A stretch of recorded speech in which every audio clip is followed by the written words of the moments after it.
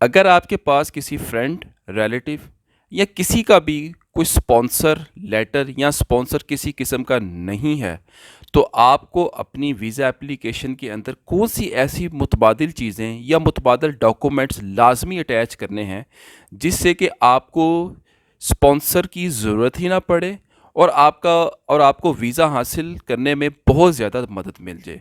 बहुत अहम वीडियो है। 4 बड़े अहम तरीन पॉइंट्स मैं आपको बताने जा रहा हूँ ऐसे लोगों के लिए जिनके पास स्पॉन्सर लेटर या किसी किस्म का स्पॉन्सर बाहर से नहीं है और वो बाहर यूके, कनाडा, यूएसए, शेंगन में जाना चाहते हैं, सैर करना चाहते हैं और अपने फ्रेश पासपोर्ट को हरा भरा करना चाहते हैं। इसमें वो लोग भी शामिल हैं कि जो लोग किसी कॉन्फ्रेंस या इवेंट जो है उसका इनविटेशन लेना चाहते हैं लेकिन उनको नहीं मिल रहा। तो ऐसे लोगों को भी क्या ऐसा करना है कि उनको स्पॉन्सर की ज़रूरत ही ना पड़े और उनकी अपनी वीज़ा फ़ाइल ख़ुद इतनी स्ट्रॉन्ग हो जाए कि उनको वीज़ा हासिल करने में बहुत ज़्यादा आसानी हो जाए। वीडियो को बराए करम पूरा देख लीजिएगा ताकि आपको मुकम्मल तौर पर रहनुमाई मिल जाए। एज़ यूजुअल रिक्वेस्ट कि अगर आप यहाँ तक आ ही गए हैं तो काइंडली वीडियो को लाइक और शेयर ज़रूर कर दीजिएगा। बेशक आप चैनल सब्सक्राइब ना करें लेकिन वीडियो को लाइक और अपनी फ्रेंड और फैमिली में ज़रूर शेयर कर दीजिएगा। दूसरी रिक्वेस्ट, व्हाट्सएप पर प्लीज़ मुझसे सिर्फ वो लोग रब्ता करें जो मुझसे पेड कॉल सेशन लेना चाहते हैं। हम 30 मिनट्स की कॉल देते हैं, बड़े नॉर्मल चार्जेस होते हैं। और दूसरी बात, अगर आप कोई सर्विस चाह रहे हैं मुझसे, कोई डॉक्यूमेंट बनवाना है, visa cover letter, travel plan या कोई भी फ़ाइल तैयार करवानी है, उस हवाले से कोई चीज़ आपको चाहिए, तब भी आप हमसे व्हाट्सएप पर रब्ता कर सकते हैं, लेकिन वो एक सेपरेट पेड सर्विस होगी डॉक्यूमेंट बनवाने के लिए।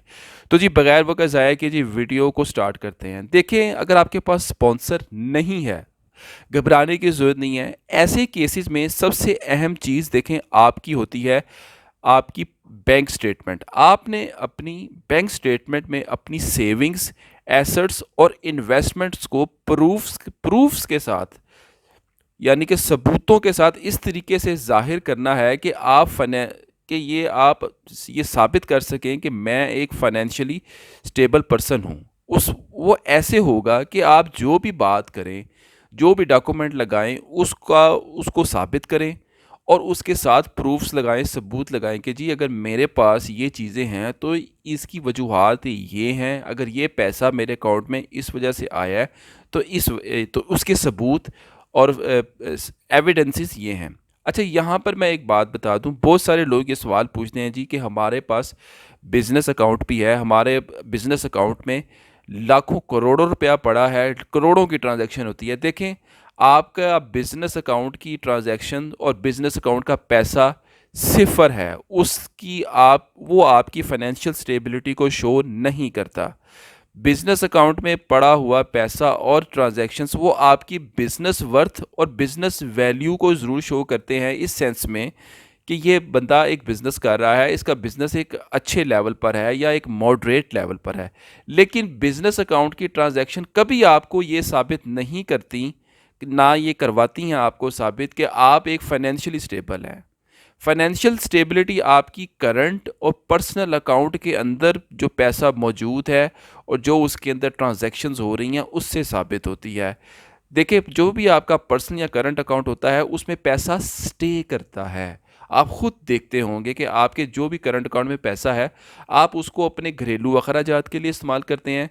कितना घरेलू अखराजात, मिसाल दे रहा हूँ, 50,000 हो जाएगा, 60,000 हो जाएगा, लाख हो जाएगा, 10 लाख तो फिर भी सेव ही रहा ना जी, जितना भी आपका बैलेंस है, 8 लाख तो फिर भी सेव रहा ना। फिर इस तरह एवरेज बैलेंस मेंटेनेंस आपकी जो है होती रहती है आपके पर्सनल अकाउंट में। तो ये आपने इस चीज़ का ध्यान रखना है कि बिज़नेस अकाउंट की वर्थ आपकी फाइनेंशियल स्टेबिलिटी से नहीं है, वो आपकी बिज़नेस की वर्थ यानी कि बिज़नेस का वॉल्यूम शो कर रही है। अच्छा जी, पॉइंट नंबर 2, पॉइंट नंबर 2 जो लोग जॉब करते हैं उनके लिए बड़ा अहम है। काइंडली वो लोग इस पॉइंट को गौर से सुन लें। देखें, आप जो लोग एम्प्लॉई हैं, मुलाज़म हैं, उनको एक काम करना है बड़ा ज़रूरी। आपको अपने एचआर डिपार्टमेंट से डिटेल्ड एम्प्लॉयमेंट वेरिफिकेशन लेटर लेना है। Detailed employment verification letter. अच्छा, अब इस लेटर में क्या है, अब वो भी सुन लें। अब इस लेटर में आपका डेजिग्नेशन लिखा होगा, आपका जॉब टाइटल, आपकी सैलरी का total breakdown, basic salary, allowances वगैरह कितने हैं और नेट सैलरी वगैरह कितनी है, वो सब आपको पता होगा। अच्छा जी, अब इस लेटर में जो सबसे अहम चीज़ जो लाइन लिखी होगी वो ये होगी। अब मैं आपको बताने जा रहा हूँ, ये लाइन आपने ज़रूर लिखवानी है अगर आप उस पर पूरा उतरते हैं जी। योर, वो लाइन है जी, your length of employment, your length of employment. अब यानी कि आप इस कंपनी में कितने अरसे से काम कर रहे हैं। यकीन करें ये लाइन 70% आपकी वीज़ा सक्सेस है। अगर आप इस कंपनी में या किसी भी कंपनी में पुराने मुलाजिम हैं और आप 4-5 साल या इससे भी ज़्यादा अरसे से काम कर रहे हैं, ये आपकी बहुत बड़ी सक्सेस है, आप लोगों को पता नहीं है। और ये लाइन आप अपने इस लेटर में लाजमी अटैच करवाया करें। अच्छा जी, एक और डॉक्यूमेंट बड़ा अहम है जॉब करने वालों के लिए, या जो लोग फ्रीलांसर हैं उन्होंने भी वो लाजमी अटैच करना है। देखिए, सैलरी स्लिप तो आप अटैच करते ही हैं, NOC, employment verification letter, leave letter, ये तो आपने अटैच करने ही करने हैं। एक लेटर, एक चीज़ आपने और अटैच करनी है, वो है जी आपका जॉब कॉन्ट्रैक्ट। वो चाहे 2 सफ़ों का है, 4 सफ़ों का है, 20 सफ़ों का भी है, वो आपने जॉब कॉन्ट्रैक्ट जो है वो लाजमी तौर पर अपनी वीज़ा एप्लीकेशन के साथ लगाना है। It make your case little further stronger. तो ये काम भी आपने लाजमी करना है। अच्छा जी, पॉइंट नंबर 3 आपका है जी पर्पस ऑफ ट्रैवल। आपने अपने पर्पस ऑफ ट्रैवल को क्लियर और नीट एंड क्लीन शो करना है। अच्छा, वो कैसे होगा? आपने अपनी ट्रैवल आइटनरी में डेट्स लाजमी लिखनी है। उसके बाद जो आपने एक्टिविटीज़ आप उधर करने जा रहे हैं उसकी डिटेल भी थोड़ी बहुत आपने हर पोर्शन वाइज ज़रूर देनी है। इसके अलावा होटल बुकिंग और फ़्लाइट कंफर्मेशन आपने एडवांस में लेनी है और लाजमी अटैच करनी है। होटल बुकिंग चाहे पेड ना हो लेकिन वैलिड और कंफर्म ज़रूर होनी चाहिए। वैलिड और कंफर्म, ये 2 लफ्ज़ आपने याद रखने हैं। होटल बुकिंग पे बड़े वीज़े रिफ्यूज़ होते हैं क्योंकि जब एम्बेसी वाले कॉल करते हैं तो आपकी बुकिंग कैंसिल हो चुकी होती है। तो ये प्रोसीजर होता है, ये सारा आपने समझना है। इसके बाद आपने अपने वीज़ा कवर लेटर के अंदर अपने पर्पस ऑफ विज़िट को सही, 2 चीज़ें हैं वीज़ा कवर लेटर के अंदर, अपने पर्पस ऑफ विज़िट को नंबर 1 सही और बड़े तरीके से बयान करना है। ऐसा नहीं है कि पूरी वो रामायण लिख दी, पूरा वो नरेशन ही लिख दी, ऐसा नहीं होता। ये एक आर्ट है, ये हर कोई नहीं कर सकता। तो वीज़ा कवर लेटर पर आपने भी ज़्यादा फोकस रखना है क्योंकि ये वो डॉक्यूमेंट है जो वीज़ा ऑफिसर सबसे पहले पढ़ता है। ये अगर आपका टू द पॉइंट हुआ, लेकिन आपकी प्रोफाइल का होना भी अच्छा ज़रूरी है। ये ना हो कि वीज़ा कवर लेटर तो आपने बहुत अच्छा बना लिया या बनवा लिया, लेकिन आपके पास बैंक स्टेटमेंट में पैसे ही ना होवे, थोड़े पैसे हुए तो फिर वीज़ा कवर लेटर तो किसी काम का नहीं है। तो आपका केस भी स्ट्रॉन्ग होना चाहिए। वीज़ा कवर लेटर आपके स्ट्रॉन्ग केस को, अच्छे केस को बड़े अच्छे तरीके से बयान करता है, नरेट करता है। कीवर्ड्स होते हैं बड़े अहम जो वीज़ा कवर लेटर के अंदर लिखने होते हैं। कीवर्ड्स की बेस पर वीज़ा ऑफिसर वो असेस करता है कि यार ये जो इतनी बड़ी एप्लीकेशन है, इसको मैंने वीज़ा कवर लेटर से हंटिंग करनी है।